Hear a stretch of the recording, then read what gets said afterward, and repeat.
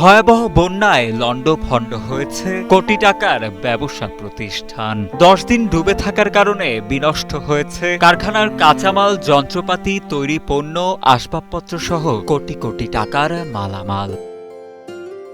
এতে একদিকে যেমন বন্ধ হয়েছে প্রতিষ্ঠানটিতে কর্মরত 2 শতাধিক লোকের কর্মসংস্থানের পথ, ঠিক তেমনি মাথায় হাত পড়েছে কারখানাটির মালিক কাজী জামাল উদ্দিনের।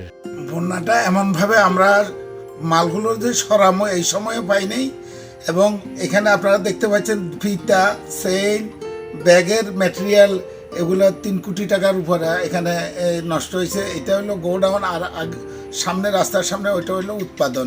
কিছুই পাই নেই, 10 দিন পানির নিচে ছিল।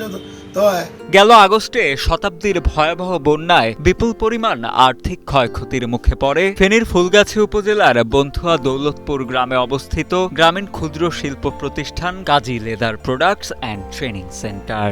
একটা 185 শ্রমিকের মধ্যে পরিবার হবে 250 পরিবার।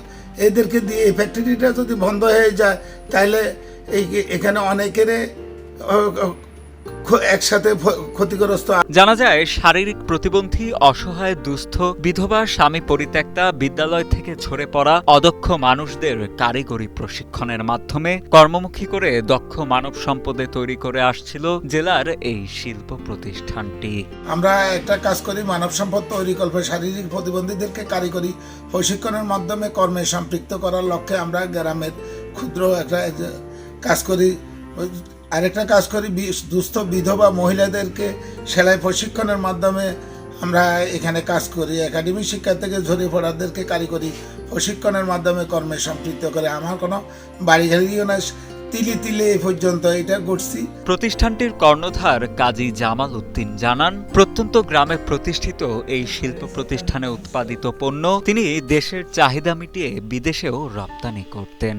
এছাড়া প্রতিষ্ঠানটির অধীনে থাকা প্রশিক্ষণ কেন্দ্র থেকে কাজ শিখেও স্বাবলম্বী হয়েছেন অনেক অসহায় ও দুস্থ মানুষ। তবে সাম্প্রতিক বন্যায় কারখানাটির ব্যাপক ক্ষয়ক্ষতি হলেও ঘুরে দাঁড়াতে চান কাজী জামাল উদ্দিন।